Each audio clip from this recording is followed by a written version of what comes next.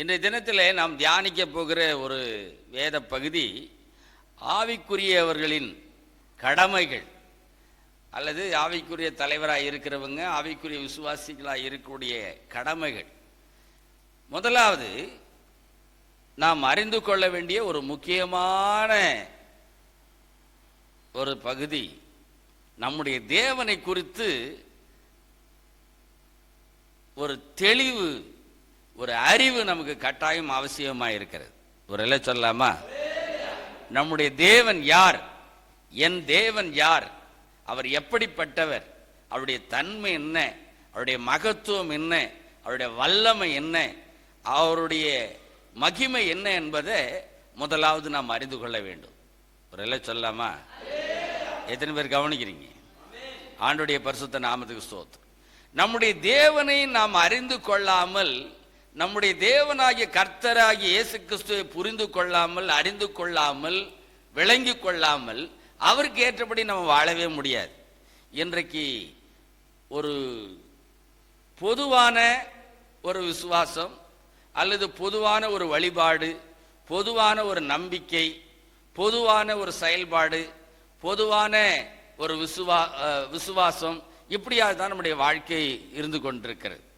ஆனால் பிரியமானவர்களே, நம்முடைய தேவனை குறித்து சொல்ல வேண்டுமானால், நம்முடைய ஆண்டவராக இயேசு கிறிஸ்து குறித்து வேதம் சொல்கிறது, வானத்திலும் பூமியிலும் சகல அதிகாரம் எனக்கு கொடுக்கப்பட்டிருக்கிறது என்று இயேசு சொன்னார். அல்லேலூயா. நம்முடைய தேவனாகிய இயேசு கிறிஸ்து தேவனாகிய இந்த தேவனுக்கு கொடுக்கப்பட்ட வல்லமை, வானத்திலும் பூமியிலும் சகல அதிகாரம் எனக்கு கொடுக்கப்பட்டிருக்கிறது.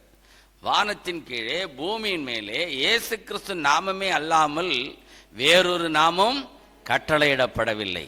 முழங்கால் யாவும் முடங்கும், நாவுகளெல்லாம் கர்த்தரே தேவன் என்று அறிக்கை பண்ணும்.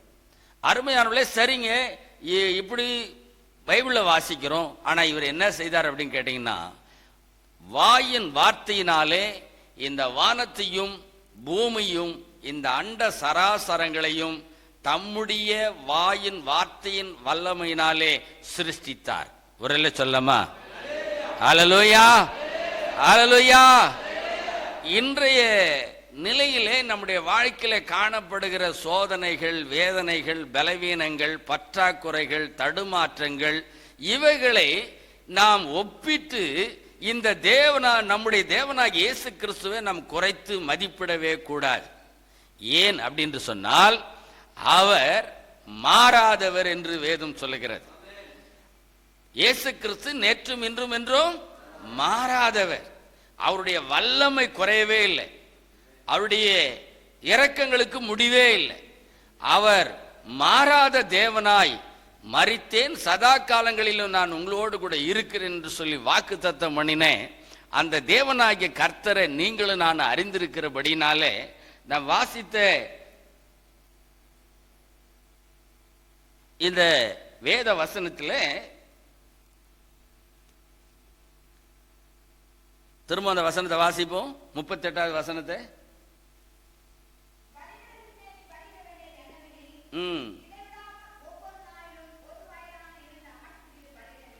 அதாவது இது பழைய ஏற்பாட்டில் செலுத்த வேண்டிய, அதாவது மிருக பலியை சொல்லப்பட்டிருக்கு.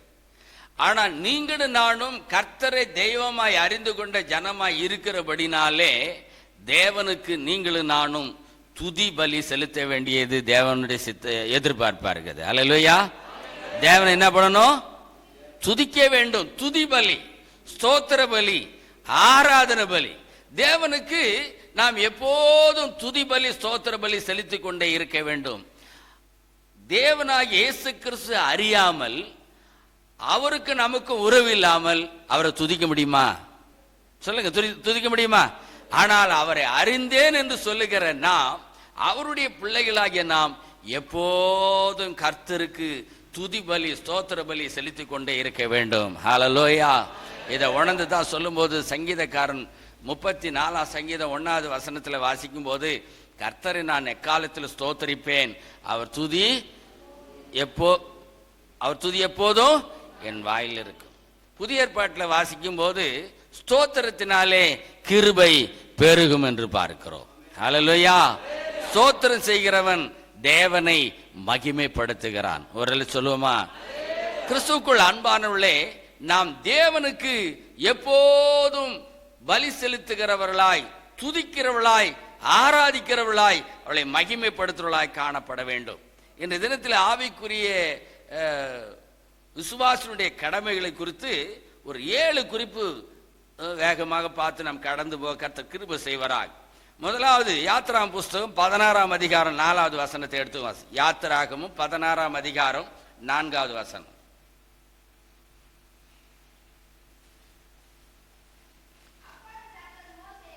அப்பொழுது கர்த்தர் மோசேயை நோக்கி, நான் உங்களுக்கு வானத்திலிருந்து அப்பம் வர்ஷிக்க பண்ணுவேன். ஜனங்கள் போய் ஒவ்வொரு நாளும் வேண்டியது ஒவ்வொரு நாளிலும் சேர்த்து கொள்ள வேண்டும். அதனால் அவர்களின் நியாயப்பிரமாணத்தின்படி நடப்பார்களோ, நியாயப்பிரமாணத்தின்படி நடப்பார்களோ நடக்க மாட்டார்களோ என்று அவர்களை நான் என்ன பண்ணுவேன்? அருமையானவர்களே, ஒவ்வொரு விசுவாசியும் ஒவ்வொரு நாளும் கர்த்தருடைய பிள்ளைகள் அனுதினமும் மன்னாவை சேகரிக்க வேண்டும். அல்லேலூயா, அல்லேலூயா. கர்த்தருடைய பரிசுத்த நாமத்துக்கு மகிமை உண்டாவதாக. நீங்கள் நானும் பலனை பெற்றுக்கொள்ள வேண்டுமானால் தேவனை நாம் தேட வேண்டும். ஆமென், அல்லேலூயா. அந்த தேவ சமூகத்தில் தான் நமக்கு வேண்டிய ஆகாரம், நமக்கு வேண்டிய உணவு, நமக்கு வேண்டிய அத்தியாவசிய அனைத்து பொருள் இருக்கு. நான் ஆராதனை நடத்தும் போது சொன்னேன், முதலாவது தேவனுடைய ராஜ்யத்தையும் அவருடைய நீதியை தேடுங்கள், அப்பொழுது இவையெல்லாம் உங்களுக்கு கூட கொடுக்கப்படும். நாம் தேவனை தேடும்போது, தேவ சமூகத்தை தேடும்போது நம்முடைய தேவையை தேவன் சந்திக்க அவர் வல்லவராய் இருக்கிறார். ஆண்டவருடைய பரிசுத்த நாமத்துக்கு மகிமை உண்டாவதாக. ரெண்டாவது, நாம் விடாமல் செய்ய வேண்டிய ஒரு முக்கியமான காரியம் எப்படின்னு கேட்டீங்கன்னா, நெகேமியா புஸ்தகம் 8ஆம் அதிகாரம் 18வது வசனத்தை வாசிங்க. நெகேமியா 8:18.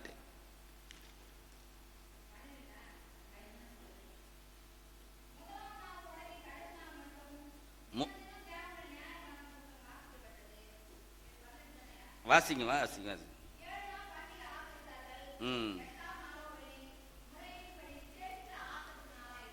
கிறிஸ்துக்குள் அருமையானவர்களே, முதலாவது பார்க்கும்போது நம்ம மன்னாவை சேகரிக்க வேண்டும் அல்லது தேவனை தேட வேண்டும் பார்க்கிறோம். ரெண்டாவது, நியாயப்பிரமாண முதலாம் நாள் தொடங்கி கடைசி நாள் மட்டும் தினமும் தேவனுடைய நியாயப்பிரமாண புஸ்தகம் வாசிக்கப்பட்டது. 7 நாள் பண்டிகை ஆசரித்தார்கள். 8ஆம் நாளிலோ வெனில் முறைமையின்படியே விசேஷித்த ஆசரிப்பு நாளாய் இருந்தது. இங்க பார்க்கும்போது நியாயப்பிரமாண புஸ்தகம் வாசிக்கப்பட்டது. ஒரு விசுவாசி தேவனிலே வளர வேணுமானால், தேவனிலே பலப்பட வேணுமானால், தேவ வல்லமை பெற்றுக்கொள்ள வேணுமானால் இந்த வேத புஸ்தகத்தை வாசிக்காம வேறு எந்த விதத்திலையும் நாம் தேவனுடைய சமூகத்தை, தேவனுடைய மகிமையின் பிரசன்னத்தை அனுபவிக்க முடியாது. ஒரு சொல்லாமா?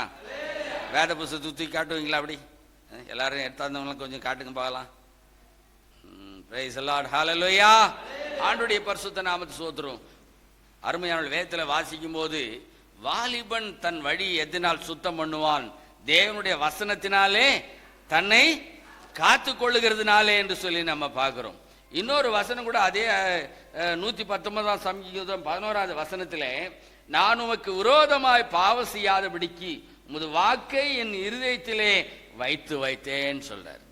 அப்போ நீங்களும் நானும் பாதுகாக்கப்பட வேணுமானால், நீங்களும் நானும் பலனடைய வேணுமானால், நீங்களும் நானும் தேவனை அதிகமாய் அறிந்து கொள்ள வேணுமானால், தேவனுடைய மகிமையை காண வேணுமானால் இந்த வேதத்தை அனுதினமும் தொடர்ந்து நாம் வாசிக்க வேண்டும். ஒரு சொல்லாமா? Praise the lord. ஹல்லேலூயா. தினசரி பைபிள் வாசிக்கிறீங்களா? எத்தனை பேர் வாசிக்கிறீங்க? தொடர்ந்து தினசரி நான் கர்த்தருடைய வசனத்தை வாசிக்கிறேன் அப்படின்னு சொல்றாங்களா? உங்க கரத்தை வைத்து ஆண்டவருக்கு வர எழுதி சொல்லுங்க பார்க்கலாம். ஹல்லேலூயா. சரியா தூக்குங்க, கையை தூக்குங்க. 2 4. இந்த பக்கம்லாம் என்ன, நீங்கள்லாம் கையை தூக்கக்கூடாதுன்னு இருக்கீங்களா இல்லை வாசிக்காம இருக்கிறீங்களா? அருமையானே, பிசாசு எவனை விழுங்கலாமோ என்று கட்சிக்கும் சிங்கம் போல வகை தேடி சுற்றி தீர்றான். நம்முடைய வேற எந்த விதத்திலையும் நீங்க தேவனுக்கு உகந்த ஒரு வாழ்க்கை செய்ய முடியாது வேத வசனத்தை வாசிக்காம. நானும் பல தடவை உங்களுக்கு சொல்றேன். ஆனா கண் பார்வை நல்லா இருக்கும்போது, பலன் இருக்கும்போது நீங்க வாசிக்கலைன்னா பிறகு அது ரொம்ப கஷ்டம். அதனால நான் உண்மையா கிறிஸ்துவை நேசிக்கிறேன்னு சொல்றவங்கள யார் கொஞ்சம் கையை வைத்து கட்டுங்க போலாம். இயேசுவை நான் உண்மையா நேசிக்கிறேன், கையை சரியா வைத்து கட்டுங்க. நீ நேசிக்கிறது உண்மையானா இந்த வேதத்தை நீ நேசித்து வாசிக்காம கையை கீழே போட்டு சொல்லவே இல்லையா யாரையும் உங்களை? இந்த இந்த வேதத்தை நீ நேசித்து வாசிக்கலன்னு சொன்னா நீ ஒரு பொய்யனா இருக்கிற. நான் வாசிக்கல, நான் கூட ஒரு பொய்யன் தான். ஹல்லேலூயா, ஹல்லேலூயா. ஆண்டவருடைய பரிசுத்த நாமத்துக்கு ஸ்தோத்திரம். உங்களுடைய வாஞ்சிக்காக நான் கர்த்தரை துதிக்கிறேன். ஆனா வேதத்தை தினமும் வாசிக்க வேண்டும், தினமும் வாசிக்க வேண்டும். உங்களுக்கு ஒரு ரகசியம் தெரியுமா? இன்னைக்கு ஏறக்குறைய இந்த சவுத்தில் உள்ள பீப்புளுக்கு, அதாவது நம்ம தெற்கு மாவட்டத்தில் உள்ள மக்களை தேவன் அதிகமாக ஆசீர்வதிப்பதற்கு என்ன ரகசியம் தெரியுமா உங்களுக்கு? அதாவது ஒழுங்கும் கிரமமா சிறு பிராயத்திலிருந்தே வேதத்தை நேர்த்தியா வாசிப்பதற்கு ஒரு சரியான ஒழுங்குமுறைகளை அவர்கள் பின்பற்றுவதற்கு பெற்றோர்கள் அதிக உதவியாக இருக்கிறார்கள். ஒரே சொல்லுமா? ஹல்லேலூயா. நாம பொருள் வாங்கி கொடுப்பதிலே, வெகுமதி வாங்கி கொடுப்பதில் இருக்கிற ஒரு உற்சாகம் வேதத்தை வாசிக்க வேண்டும் என்று சொல்லி நம் வலியுறுத்துவதே கிடையவே கிடையாது. ரெண்டாவது, பிள்ளைங்களும் அதை பற்றி ஒரு கவனக்குறைவா இருக்க. அருமையான தேவ ஜனமே, நீங்களும் நானும் ஆவிக்குரிய ஜீவியத்திலே தேவனுக்கு உகந்த ஒரு வாழ்க்கை, தேவனுக்கு பிரியமான ஒரு வாழ்க்கை, தேவன் இந்த உலகத்திலே நம்ம வைத்திருக்கிற வரைக்கும் நாம் ரட்சிப்பை காத்துக்கொள்ள வேணுமானால், பரிசுத்தத்தை காத்துக்கொள்ள வேணுமானால் இந்த வேதத்தை வாசிக்காம ஒரு காலம் நாம் வேற எந்த விதத்திலும் தேவனை பிரியப்படுத்தவே முடியாது. அதுவும் குறிப்பா வாலிபர்கள். இந்த உலகம் ஒரு பயங்கரமானவனுடைய கரத்தில் இருக்குது. பிரபஞ்சத்து லோகாதிபதியா பிசாசுடைய கரத்தில் இருக்கு இந்த உலகம். இன்னைக்கு டிவியை திருப்பினீங்கன்னு சொன்னா எத்தனை மோசமான நிலைகள். நியூஸ் பேப்பரை திருப்பி பார்த்தீங்கன்னு சொன்னா அந்த பின்னால 2-3 பக்கம் பார்த்தீங்கன்னா ஒரு வித்தியாசமான ஒரு பரிதாபமான ஒரு படங்கள். ஆனா இந்த எல்லா நிலையிலிருந்து, இந்த உலகத்திலிருந்து நீங்களும் நானும் இந்த மாம்சத்திலிருந்து விடுதலையாக்கப்பட்டு தேவனுக்குள் நீங்களும் நானும் காக்கப்படணும்னு சொன்னா இந்த வேதத்தை வாசிக்காம தேவனுக்கு பிரியமா வாழவே முடியாது. ஹல்லேலூயா. ஏமாந்து போயிடாதீங்க, சரியா? நான் என்றோ ஒரு நாள் ஞானஸ்நானம் எடுத்தேன். நான் ஆலயத்துக்கு சரியா போறேன். நான் ஒரு கிறிஸ்தவன் சொல்றதுனால எந்த விதத்திலையும் நாம் ஆண்டவரை திருப்திப்படுத்த முடியாது. ஆனா களங்கமில்லாத இந்த திருவசனம் ஆகிய ஞான பாலின் மேல் வாஞ்சா இருங்க அப்படின்னு சொல்லி பேதுருவின் புஸ்தகத்துல, பேதுரு நிருபத்தில் நீங்களும் நானும் வாசிக்கிறோம். அருமையான தேவ சன்னமே, இது வரைக்கும் நீங்க அதை செய்யலன்னு சொன்னா, அருமையான கர்த்தருடைய பிள்ளைகளே, இது வரைக்கும் நீங்க செய்யலன்னு சொன்னா இன்றிலிருந்து அதை செய்ய தீர்மானம் பண்ணுங்க. இது ஒரு எளிய சாதாரண ஒரு ஆலோசனையாகத்தான் இருக்கும். ஒரு சொல்லுமா? ஆனா நீங்க இதை கை கொள்ளும் போது இது உங்களை மேன்மைப்படுத்தும், இது உங்களை கனப்படுத்தும், இது உங்களை ஆசீர்வதிக்கும். ஆண்டவருடைய நாமத்தின் மகிமையா சொல்றேன். சிபிஎம் சபையை நீங்க கேள்விப்பட்டிருப்பீங்க. ஒரு சிறப்பு ஆராதனையில் ஏஜே பெஞ்சமின் என்று ஒரு தேவ மனுஷன், அவர் கர்த்தருடைய ராஜ்யம் போய் சேர்ந்துட்டார். அந்த சிறப்பு கூட்டத்தில் ஆராதனை நடந்துட்டு இருக்கு. அப்போ அவர் சொல்லும்போது ஒரு வேத வசனத்தை அந்த ரெஃபரன்ஸ் சொல்லாம அவர் சொன்னார். உண்மையில் மரதுரை கர்த்தர் சொல்கிறார்னு ஒரு வாக்கு தத்துவம் இருக்கு, அது எங்க இருக்குது அப்படி சொல்லுங்க அப்படின்னார். கிறிஸ்துக்குள்ள அருமையான சிபிஎம்ல பார்த்தீங்கன்னா நல்ல தேவ ஒரு வயராக்கி இருக்கும். ஆனா ஆண்டுடைய கிருபினாலே அன்றைக்கு அந்த கூட்டத்தில், பெரிய திரள் கூட்டத்தில் இந்த வசனத்தை எடுத்து வாசிக்கத்தக்கதான இந்த கிருபை கர்த்தர் கொடுத்தாரு. அதற்காக கர்த்தரை நான் துதிக்கிறேன். அல்லேலூயா. என்ன சொன்னா தெரியுமா? வெள்ளை சேரை கட்டி ஜிப்பா போட்டு இருக்கிறதுனால இல்லை, இதை நடைமுறைப்படுத்த வேண்டும். கிறிஸ்துவுக்குள்ள அருமையானே, சாதாரண கிராம சூழ்நிலையிலிருந்து தேவன் உங்களை தூக்கி எடுத்தபடினாலே தேவன் உங்களை குறித்து ஒரு நோக்கத்தை வைத்திருக்கிறார். இந்த உலகத்திலே உங்களை மேன்மைப்படுத்தி உங்களை அநேகருக்கு ஆசீர்வாதமாக, அல்லது உங்கள் பிள்ளைகளுக்கு ஆசீர்வாதமாக, உங்கள் குடும்பத்தாருக்கு ஆசீர்வாதமாக, நீ பணிபுரிகிற நிறுவனத்துக்கு உன்னை ஆசீர்வாதமாக தேவன் மேன்மைப்படுத்தும்படியாய் விரும்புகிறார். எத்தனை பேர் விசுவாசிக்கிறீங்க? அப்போ நீங்க மேன்மையா இருக்க வேணுமானால் இந்த தேவனுடைய மகத்துவமான தேவனுடைய மகத்துவத்தை வெளிப்படுத்துகிற இந்த வேத வசனத்தை நீங்க அனுதினமும் தொடர்ந்து நீங்க வாசித்து நீங்க அதை கை கொண்டு நடக்கும்போது ஆண்டவர் மகிமையான காரியங்களை செய்வார். மூன்றாவது ஒரு காரியத்தை பார்ப்போம். எண்ணாம் புஸ்தகம் 6ஆம் அதிகாரம் முதல் 23 வசனத்துல நம்ம வாசிக்கும் போது இங்க ஒரு பொருத்தனையை பத்தி இருக்கு. அது நீங்க வீட்டில் போய் வாசிங்க. எண்ணாகம் 6ஆம் அதிகாரம் 1ஆம் வசனத்திலிருந்து 23ஆம் வசனம் வரைக்கும் ஆண்டவருக்கு நாம் ஏறெடுக்கிற அந்த பொருத்தனை, அந்த பொருத்தனையை குறித்து இங்க சொல்றார். தேவனுக்காக ஏதாவது நம்ம செய்யறோன்னு சொல்றதை விட தேவனுக்காக நான் இப்படி வாழுவேன் என்று இது வரைக்கும் நீங்க தீர்மானம் எடுத்து இருப்பீர்களானா அந்த தீர்மானத்தை, அந்த பொருத்தனையை கர்த்தர் சமூகத்தில் நினைவு கூர்ந்து, ஆண்டவரே நான் உமக்கென்று பரிசுத்தமாய் வாழ்ந்து உமக்கு கனி கொடுக்கத்தக்கதான அந்த ஒரு கிருபை தாரும் ஆண்டவர்னு கேளு. ரெண்டாவது, கர்த்தருக்கு ஏதோ ஒரு பொருளையோ காணிக்கோ செலுத்து நீங்க தீர்மானம் பண்ணியிருந்தீங்கன்னா, பொருத்தனை பண்ணியிருந்தீங்கன்னா அதை செலுத்துவதற்கு தாமதிக்காதபடி உடனடியாக செலுத்துங்க. அது தேவன் உங்களை, அது நிமித்தம் கர்த்தர் உங்களை ஆசீர்வதிப்பார். 4வது பார்க்கும்போது 88ஆம் சங்கீதம் 9வது வசனத்தை வாசிங்க. 4வது 88ஆம் சங்கீதம் 9வது வசனம்.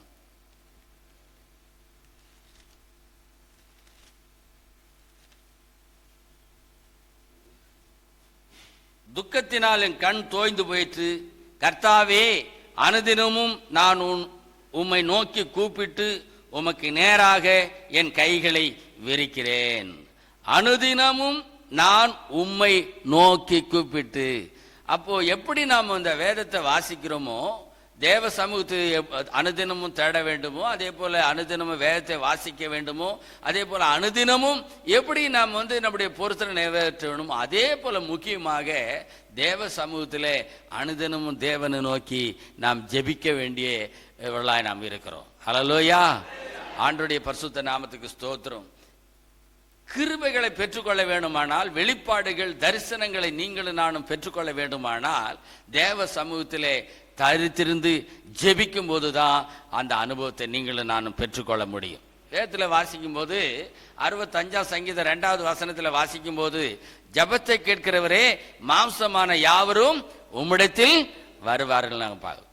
32ஆம் சங்கீதம் 6வது வசனத்தில் வாசிக்கும் போது, இதோ சகாயம் கிடைக்கும் காலத்தில் பக்தியுள்ள அவனும் உம்மை நோக்கி விண்ணப்பம் பண்ணுவான், மிகுந்த ஜலப்பிரகம் வந்தாலும் அவனை அணுகாது என்று பார்க்கிறோம். 145ஆம் சங்கீதம் 18வது வசனத்தில் வாசிக்கும் போது, உண்மையாய் தம்மை நோக்கி கூப்பிடுறனுக்கு கர்த்தர் சமீபமாய் இருக்கிறார் என்று வேதத்தில் வாசிக்கிறோம். இதுக்கு உதாரணம் சொல்ல போனா நம்முடைய ஆண்டவராகிய இயேசு கிறிஸ்து தான். பார்த்தீங்கன்னா அதிகாலையில் இருட்டோடு எழுந்து வனாந்திரத்தில் போய் அவர் ஜெபம் பண்ணார்னு எழுதியிருக்கு. மலையில இரவு முழுவதும் ஜெபம் பண்ணார்னு எழுதியிருக்கு. ஆண்டவருடைய இரவெல்லாம் அவர் பிதாவை நோக்கி வேண்டுதல் செய்தார், ஜெபித்தார். பகலெல்லாம் தேவ பணியை, அவர் தேவனுடைய ராஜ்யத்தை குறித்து அவர் பிரசங்கித்தார். கிறிஸ்துக்குள் அருமையானவர்களே, இந்த ஆவிக்குரிய ஜீவியத்தில் நம்முடைய வாழ்க்கையில தேவனை நாம் தேடி, தேவனுடைய வசனத்தை நாம் வாசித்து, தேவனுடைய பொருத்தனை நாம் நிறைவேற்றி, தேவ சமூகத்தில் ஜெபித்து கொண்டிருக்கும் போது, இந்த தேவன் என்றென்றைக்கும் உள்ள சதா காலங்களில் நம்முடைய தேவன் மரண பரியந்தம் நம்ம நடத்துவார் என்று சொன்னார் இல்லையா, அந்த தேவனுடைய மகிமையின் பிரசன்னத்தை ஒவ்வொரு நாளும் நம்ம அனுபவிக்க முடியும். எத்தனை பேர் விசுவாசிக்கிறீங்க? சில நேரத்தில் நம்ம என்ன யோசிக்கிறோம், ஆலயத்தில் வந்தால் ஆராதனை மட்டும்தான் இயேசுநாதர் இருக்காரு, ஜெபிக்கும் போது மட்டும்தான். அவர் எல்லா நாளிலும் எல்லா சூழ்நிலையும் எப்போதும் நம்மோடவே இருக்கிறார். எத்தனை பேர் விசுவாசிக்கிறீங்க? ஹல்லேலூயா. ஆண்டவருக்கு மகிமை உண்டாவது. அவர் எப்படி காக்கிறாரு தெரியுமா? கழுகு தன் கூட்டை கலைத்து குஞ்சுகள் மீது அசைவாடி காப்பது போல கர்த்தர் நம்மை காக்கிறவராய் இருக்கிறார். யோசிச்சு பாருங்க. கழுகு தன் கூட்டை கலைத்து குஞ்சுகள் மீது அசைவாடி காப்பது போல கர்த்தரே நம்மை காக்கிறவராய் இருக்கிறார், நம்ம பாதுகாக்கிறவராய். அவருடைய மகிமை நம்ம மேல தங்கியிருக்கு. அதான் 60வது அதிகாரத்தில் ஏசாயா தீர்க்கதரிசன புஸ்தகத்தில் வாசிக்கிறோம். எழும்பி பிரகாசி, உன் ஒளி வந்தது, இதோ இருள் பூமியையும் காருள் ஜனங்களை மூடும், ஆனா கர்த்தர் உன்மேல் உதிப்பார், அவருடைய மகிமை உன்மேல் காணப்படும். அருமையானவர்களே, கர்த்தருடைய சமூகத்திலே நாம் தொடர்ந்து நாம் ஜெபிக்கும் போது, நாம் காத்திருக்கும் போது நம்ம பலனை பெற்றுக்கொள்ளும். சில நேரத்தில் பார்த்தீங்கன்னா தேவ சமூகத்துக்கு வருவது நம்ம சில சாக்கு போக்கு சொல்றோம். என்ன சொல்றோம்? ரொம்ப வேலை இருந்ததுங்க, எனக்கு பலவீனங்க, உடம்பு சரியில்லைங்க அப்படின்னு சொல்லி. அல்லேலூயா, அல்லேலூயா. ஆண்டவருடைய பரிசுத்த நம் தேவ சமூகத்தில் வந்து ஜெபம் பண்ணி பாருங்க. பலவீனமா இருக்கும்போது வந்து பாருங்க, கர்த்தர் பலனை கொடுக்கிறவராய் இருக்கிறார். மாம்சம் என்ன பண்ணும் தெரியுமா? தடுத்து நிறுத்தும். தேவ வசனத்தை கேட்க கூடாதபடி, தேவ சமூகத்தில் வராதபடி, தேவனை நோக்கி ஜெபிக்க முடியாதபடி பிரபஞ்சத்தின் லோகாதிபதியா பிசாசு என்ன செய்யணும்னா தடுப்பான், தடுத்து நிறுத்துவான். அவன் தந்திரங்களை நம்ம கண்டுபிடிக்கணும். ஹல்லேலூயா. அருமையானவர்களே, ஒன்று மாத்திரம் நம்ம புரிந்து கொள்ள வேண்டும், பிசாசுக்கு வல்லமை கிடையாது. நம்முடைய தேவன் வல்லமை உள்ளவர். எத்தனை பேர் விசுவாசிக்கிறீங்க? அவன் எப்போ மேற்கொள்றான் தெரியுமா? தேவனுக்கு பிரியமற்ற ஒரு வாழ்க்கையை நாம் செய்யும் போதுதான் அவன் மேற்கொள்ளுவான். தேவனுக்கு உகந்த பிள்ளையா நீங்களும் நானும் வாழும் போது அவன் பக்கத்துல கூட வர முடியாது. ஹல்லேலூயா. அவனை குறித்து பைபிள் என்ன சொல்றதுன்னு கேட்டீங்கன்னா, தோற்று போனவன். பிசாசு எப்படிப்பட்டவன்? தோற்று போனவன், மடங்கடிக்கப்பட்டவன், அவனுக்கு வல்லமை கிடையாது, தலை நசுக்கப்பட்டவன். ஆனா அவனை கண்டு இன்னைக்கு ரொம்ப பேர் பயந்துன்னு இருக்காங்க. கருப்பூர்வம் ஒன்று வந்ததுங்களா? அப்படியே உருவம் வந்ததா? வருத்தம். இருளை வெளிச்சமாக்குவன் இல்லை கர்த்தர் சொல்லி இருக்கிறாரு. ஹல்லேலூயா. ஆண்டவருடைய பரிசுத்த நாமத்தை ஸ்தோத்திரம். பயப்படுவதற்குரிய ஆவி நமக்கு தேவன் கொடாதபடி அப்பா பிதாவென்று கூப்பிடும்படியான புத்திர சுவிகாரத்தின் ஆவியை கர்த்தர் கொடுத்திருக்கிறார். அருமையானவர்களே, தேவ சமூகத்தில் ஜெபிக்கும் போது, தேவ சமூகத்தில் அனுதினமும் ஜெபிக்கும் போது, கர்த்தரை ஒவ்வொரு நாளும் ஒவ்வொரு நேரமும் நாம் ஆண்டவரை நோக்கி ஜெபிக்கும் போது அவருடைய மகிமையின் பிரசன்னத்தினால் உங்களை நிரப்புவார். தரிசனங்களை தேவன் தருவார். இன்றைக்கு ஒரு சாதாரண ஒரு நிலையில தான் நம்ம இருந்துட்டு இருக்கோம். இது தேவனுடைய விருப்பமே கிடையாது. ஆண்டவர் உங்களை ஒரு உயர்ந்த நிலையை வைக்கும்படியாக தேவன் விரும்புகிற வேதத்தில் வாசிக்கும் போது, கொலோசியருக்கு நிருபத்தில் 3 அதிகாரத்தில் வாசிக்கும் போது, மேலான வழியை தேடுங்கள். அல்லேலூயா. உலகத்தில் உள்ள அல்ல, மேலான வழியே நாடுங்கள், தேடுங்கள். மேலான ஒரு அனுபவம், உன்னதமான ஒரு அனுபவம். கிராமத்தில் நம்ம இருக்கலாம், ஆனா பரலோக தேவன் இயேசு கிறிஸ்துவோடு கூட நாம் உறவாடுகிற பிள்ளைகளாய், அவரோடு கூட நாம் பேசுகிற பிள்ளைகளாய், அவரோடு கூட நடக்கிறவர்களாய், அவர் நம்மோடு கூட நடக்கிற அந்த அனுபவத்துக்குள்ளே நாம் கடந்து வர வேண்டும். Praise the lord. Hallelujah, hallelujah. அருமையானவர்களே, இயேசு நம்மோடு இருக்கும்போது, இயேசுவின் சமூகம் நம்மோடு கூட இருக்கும்போது, அவருடைய மகிமையின் பிரசன்னம் நம்மோடு கூட இருக்கும்போது, இந்த உலகத்தில் எத்தனை லட்சம் கோடி அதுக்கு ஒப்பா இருக்கவே முடியாது. பிரியமானவர்களே, இன்றைக்கு இந்த பணத்தை தேடி ஓடுறான் மனுஷன், என்னென்னவோ பண்றான். ஆனா ஒரு தேவ பிள்ளை தேவனை சார்ந்து, தேவனுக்கேற்ற ஒரு வாழ்க்கை வாழ்ந்து, தேவன் கொடுக்கிற அந்த தொழிலிலே அதுல உண்மையா இருந்து அதை நிறைய நடப்பிக்கும் போது, அந்த வேலையை நிறைவேற்றும் போது தேவையான பணத்தை, பொருளாதாரத்தை பரலோக தேவன் தேடி வந்து கொடுப்பார். எத்தனை பேர் விசுவாசிக்கிறீங்க? ஹல்லேலூயா, ஹல்லேலூயா. அவர் இந்த உலகத்திலே அவர் கொடுக்கும்படியாக தான் வந்தார். நல்ல கவனி. இஸ்ரவேலை ஆசீர்வதிப்பதே கர்த்தருக்கு பெரிய. அப்போ அவரை நம்ம தேடும் போது, நாடும் போது அவர் நம்முடைய வாழ்க்கையில மகிமையான காரியங்களை செய்வார். 5வது ஒரு பகுதியை நம்ம பார்ப்போம். நீதிமொழி புஸ்தகம் 8ஆம் அதிகாரம் 34வது வசனத்தை வாசி. நீதிமொழி 8:34. என் வாசற்படியில் நித்தமும் விழித்திருந்து, என் கதவு நிலை அருகே காத்திருந்து, எனக்கு செவி கொடுக்கிற மனுஷன் ஒரு சொல்லுமா? அல்லேலூயா. இன்னைக்கு பார்த்தீங்கன்னா இது ஒரு சோதனையான ஒரு நாள். விழித்திருக்கணும். ஆமென். அல்லேலூயா. கர்த்தருக்கு ஸ்தோத்திரம். ஆனா நேரம் கட்ட நேரத்தில் முழிச்சுக்கின்னு காலையில பார்த்தா எழும்புறதே கிடையாது. அதனால் வேதம் என்ன சொல்ல தெரியுமா? அதிகாலை தேடுகிறவன் என்னை கண்டடைகிறான். எல்லாவற்றிலும் விழிப்பு இருக்கணும். தேவனை தேடுவதில் விழிப்பு, நாம் செய்கிற பணியில விழிப்பு, படிக்கிற பிள்ளைகள் விழிப்பா இருக்கணும். நம்ம வாழ்கிற வாழ்க்கையில கூட நம்ம கவனமா இல்லைன்னு சொன்னா பிசாசு நம்மளை மேற்கொண்டுவோம்.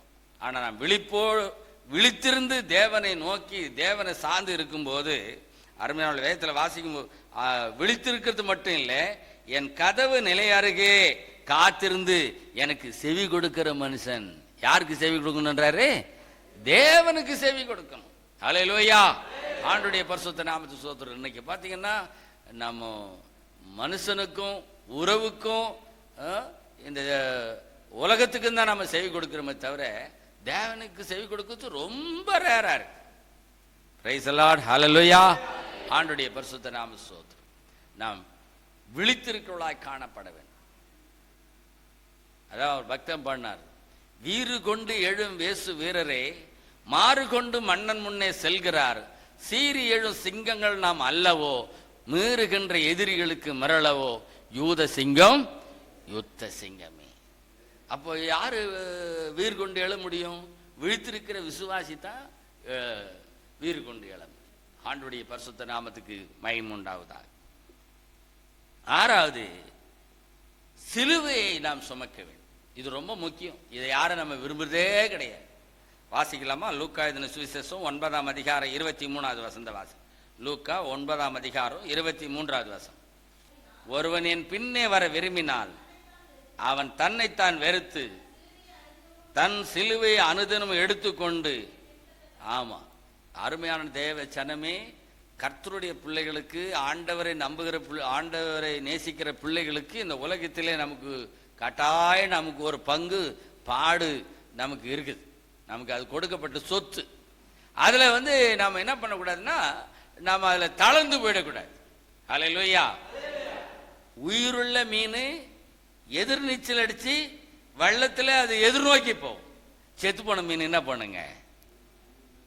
என்னங்க ஒண்ணுமே சொல்ல மாட்டீங்க? வெளியூர்ல இருந்து வந்துடுற மாதிரி இருக்குது.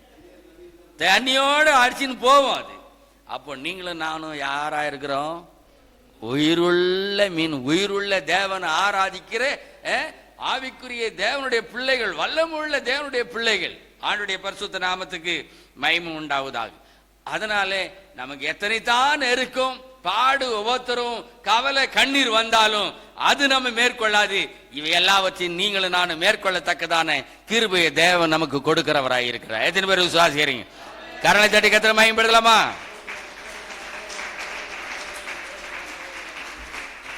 ஆண்டவருடைய பரிசுத்த நாம ஸ்தோத்திரம். இன்றைக்கு நான் வேதத்தை வாசிக்கும் போது ஒரு வசனம் என்னை ரொம்ப பாதிச்சது.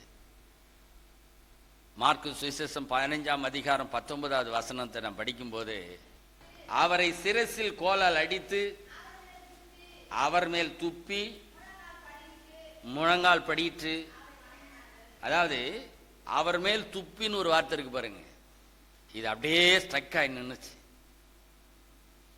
இந்த தேவனை குறித்து சொல்லணும்னு சொன்னா, ஒருவரும் சேரக்கூடாத ஒளியில் வாசமாய் இருக்கிற தேவன், ஒருவரும் காணக்கூடாத தேவன், பார்க்க முடியாத தேவன். அந்த தேவன் உனக்கும் எனக்கும் தன்னை வெளிப்படுத்துவதற்கு ஒரு மாம்ச உருவெடுத்து பரலோக மேன்மை விட்டு இந்த பூலோகத்துக்கு வந்தார்.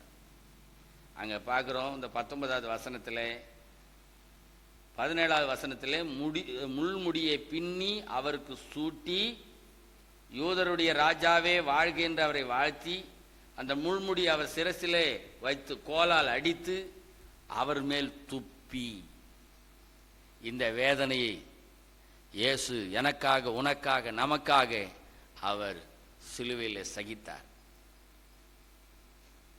அன்பான தேவ சனமே, இன்றைக்கு நமக்குள்ள பாடு நம்ம ஒரு நாளும் மட்டுப்படுத்த முடியாது. எத்தனை பேர் விசுவாசிக்கிறீங்க? ஆனா வேத வசனத்தை கை கொண்டு கீழ்ப்படிந்து அவைகளின்படி நடக்கிற வரைக்கும் நமக்கு இந்த நெருக்கங்கள், உபத்திரவங்கள் இருக்கும். சில நேரத்தில் நாம் நெருக்கப்படும் போது, ஒடுக்கப்படும் போது நாம் தளர்ந்து போகிறோம், சோர்ந்து போகிறோம். ஆனால் அதுக்கு உரிய ஒரு நிவாரணத்தை நம்ம கண்டுபிடிக்கத்தே கிடையாது. அதுக்கு ஒரு பரிகாரத்தை நம்ம கண்டுபிடிக்கத்தே கிடையாது. சில நேரத்தில் நெருக்கத்தை தேவன் அனுமதிக்கும் போது, உபத்திரவத்தை அனுமதிக்கும் போது நாம் நிதானித்து, ஆண்டவரே என்னை எனக்கு காட்டும் ஆண்டவரே என்று சொல்லும்போது பரிசுத்த ஆவியானவர் நம்ம ஒருவோடு கூட பேசுவார், நம்முடைய தவறை உணர்த்துவார், நம்முடைய ஜெப குறைவை காட்டுவார், வேத வாசிக்கிறதுல உள்ள குறைவை காட்டுவார், பரிசுத்தம் இல்லாத ஒரு வாழ்க்கையை நமக்கு காட்டுவார். தேவனுக்கு கொடுக்க வேண்டியதை நம்ம கொடுக்காம இருப்போம்னா அதை நமக்கு பரிசுத்த ஆவியா நமக்கு காட்டுவார். அல்லேலூயா. சிலர் ஜெபிக்கிற கிருபை தேவன் கொடுத்திருப்பார், சிலருக்கு ஊழியம் செய்யற கிருபை கொடுத்திருப்பார், சிலர் சாட்சி சொல்ற கிருபை கொடுத்திருப்பார், சிலர் பாடல் பாடக்கூடிய கிருபை கர்த்தர் கொடுத்திருப்பார். அதை தேவனுக்கு நாம செய்யாதபடி நம்ம அதை செய்யாமல் இருப்போமானால் ஆண்டவருடைய பரிசுத்த நாமத்துக்கு ஸ்தோத்திரம், அது நாம் தேவனை மட்டுப்படுத்துவதாக. இந்த காலை நேரத்தில் அருமையான தேவ சனமே, தேவன் நமக்கு நமக்கு கொடுக்கப்பட்ட சிலுவையை நீங்களும் நானும் சுமக்க வேண்டியவர்களாக இருக்கிறோம். குரல்ல சொல்லுவோமா? அல்லேலூயா. பாடுகளை குறித்து பயப்படவே கூடாது. 92வது வருஷத்துல என்னுடைய வாழ்க்கையில் கூட ஒரு புயல் அடிச்சது. எனக்கு அப்போ அது கண்டுபிடிக்கவே முடியல. ஆனா அது தேவன் அதை நன்மையா கர்த்தர் மாற்றினார். ஆண்டுடைய பரிசுத்த நாம ஸ்தோத்திரம். இப்போ இன்றைக்கு நான் உங்க மத்தியில பேசுறேன் இல்லையா, அந்த சிலுவையை சுமக்க வேண்டும் என்று சொல்லி தரிசனை பத்தி நான் பேசுறேன் இல்லையா, கர்த்தர் எனக்கு என்னுடைய தரிசனத்தை கூட திரும்ப எனக்கு காண்பித்தார். அந்த தரிசனம் என்ன அப்படின்னு கேட்டீங்கன்னா, இந்த பகுதியில் 88 வரும்போது 1988வது வருஷம் செப்டம்பர் மாதம் இந்த பகுதியில் நான் இந்த திருச்சபை ஊழியத்தை நான் பொறுப்படுத்தேன். அப்போ ஒரு மைக் செட்டு வாங்கி காலையில் 5 மணிக்கு அந்த பாட்டு போட்டு அஸ்னாபத்தில் சொல்லுவாங்க, பாட்டு எங்களுக்கு கேட்டுச்சுங்க அப்படின்னு. நாளடைவில் அப்படியே அது தளர்ந்து போய் அந்த மைக் செட்டு போய் பிறகு அந்த கிராம நற்செய்தி அந்த கூட்டங்கள் நடக்கிறது அப்படியே தாமதமாக. கடந்த நாட்களிலே பரிசுத்த ஆவியான தேவன் என்னோட இடைபட ஆரம்பிச்சார். நீங்க எல்லாம் ஜெபிக்கிறீங்க, ஜெபிச்சு இந்த தரிசனத்தில் யாரெல்லாம் உங்களை இணைத்துக் கொள்ளும்படியா விரும்புகிறீர்களோ நீங்க அதுல எல்லாரும் நீங்க உங்களை இணைத்துக் கொள்ளலாம். அல்லேலூயா.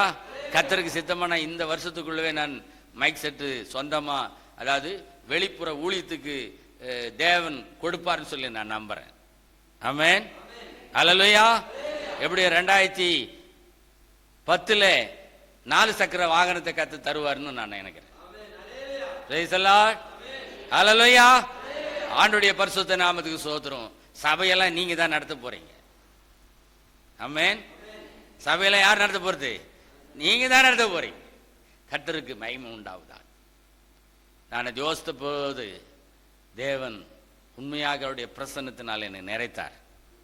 தேவன் அவருடைய அபிஷேகத்தினால் என்னை நிறைத்தார். தேவன் என்னோட இடைப்பட்டார். கர்த்தருக்கு மகிமை உண்டாவதாக. அதுக்கடுத்து அந்த ஒவ்வொரு கிராமமா எங்கெல்லாம் கூப்பிடுறாங்களோ அங்க போய் ஆண்டவருடைய நாமத்தை மகிமைப்படுத்த தேவன் கிருபை செய்வார்.